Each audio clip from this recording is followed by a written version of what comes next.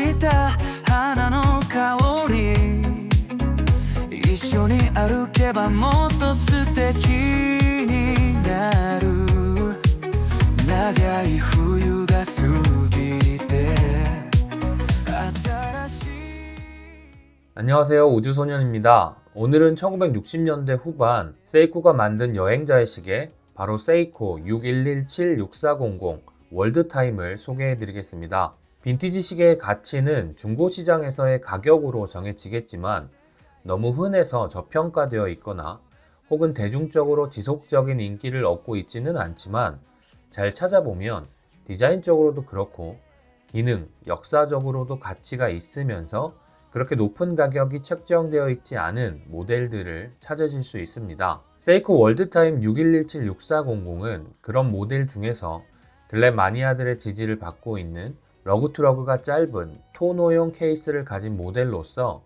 출시 배경, 기술, 디자인, 착용감 등을 이야기해 보도록 하겠습니다. 세이코 6117-6400이 등장한 시기는 1969년 전후입니다.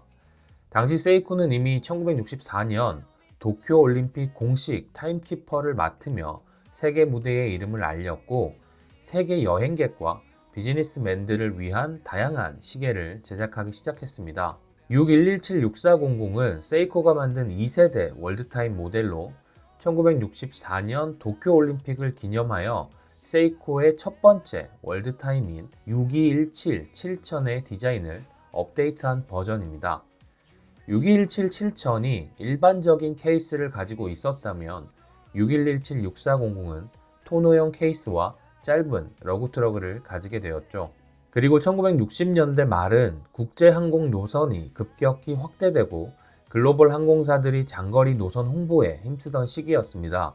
당연히 롤렉스의 GMT 마스터가 가장 유명한 여행용 시계였습니다만 다수의 시계 브랜드 또한 GMT 또는 월드타임 시계를 제작하였고 세이코 또한 도쿄올림픽에 맞춰 출시했던 제품입니다. 재원을 한번 살펴보겠습니다.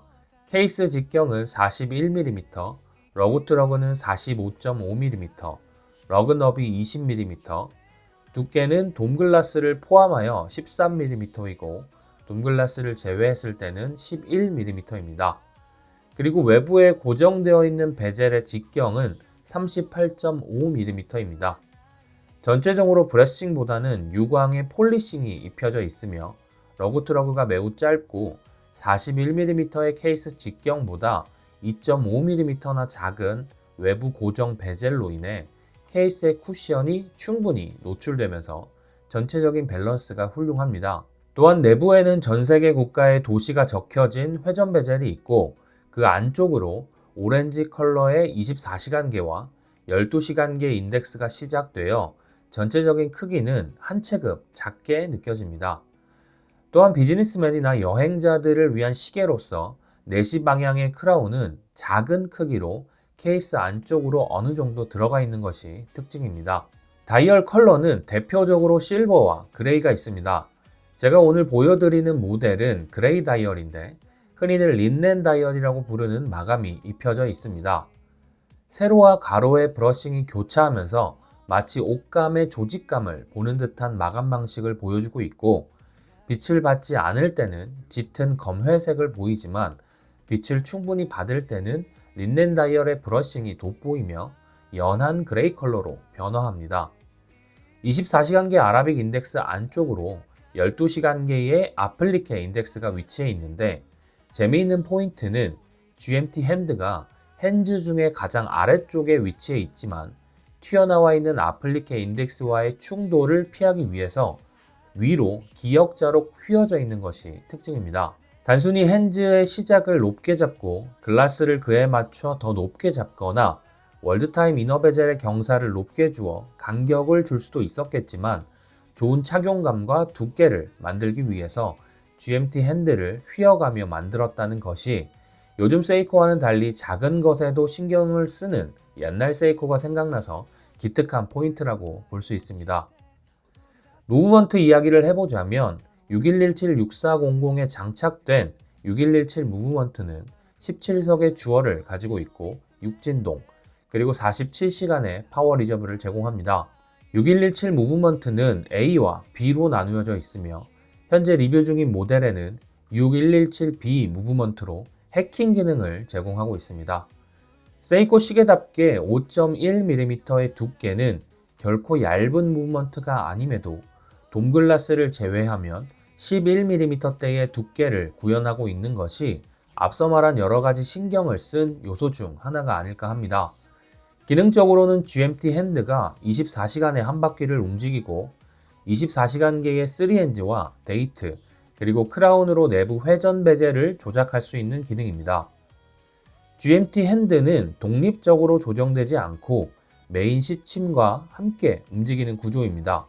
다시 말하면 이 시계는 메인 시침을 별도로 조정할 수 있는 트래블 또는 트루 GMT, 그리고 메인 시침을 별도로 조작할 수는 없지만 GMT 핸드를 별도로 조작할 수 있는 오피스 GMT 두 가지 기능을 모두 가지고 있지 않습니다. 근래에는 GMT 기능을 갖춘 시계에 월드타임 베젤을 넣어 두 가지 기능을 모두 지원하는 방식으로 많이 사용됩니다만 이 모델의 GMT 핸드는 오로지 현재 메인 시침과 동일한 시간을 24시간계로만 보여줄 뿐이고 GMT 핸드의 주된 용도는 월드타임 베젤을 움직여 GMT 핸드와 매칭을 하는 것을 목표로 합니다. 그래서 이 시계는 오로지 월드타임을 위한 시계로 표현됩니다. 조작에 대해서 간단하게 말씀을 드리자면 0단계에서는 위아래로 크라운을 움직여 내부 월드타임 회전 베젤을 움직일 수 있습니다. 1단계에서는 데이트를 퀵 체인지 할 수 있으며 2단계에서는 초침이 해킹되며 메인 시침을 움직일 수 있고 메인 시침과 연동된 GMT 핸드가 같은 시간을 24시간계로 움직여 보여줍니다. 조작법에서 알 수 있듯이 핸드 와인딩 기능은 없으며 로터를 직접 흔들어서 태엽을 감아주어 사용할 수 있습니다. 오래되었지만 튼튼한 만큼은 장점인 세이코의 무브먼트인 만큼 수리와 오버홀이 병행된다면 성능은 충분히 발휘를 합니다. 그리고 6117A나 베이스 무브먼트인 6106 등 부품이 꽤나 호환되는 무브먼트가 많이 있고 규격이 거의 동일하게 생산되는 무브먼트 특성을 가지고 있는 세이코인 만큼 어느 정도 부품 조달에 대해서는 너무 걱정할 정도는 아닙니다.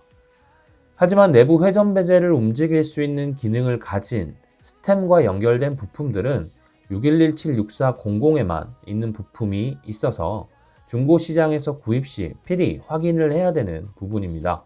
네, 오늘 영상이 이 모델을 이해하는 데 도움이 되셨길 바랍니다. 혹시 여러분이 이 시계를 가지고 계시거나 다른 월드타임 모델과 비교해 본 경험이 있으시다면 댓글로 공유를 해 주시길 바라겠습니다.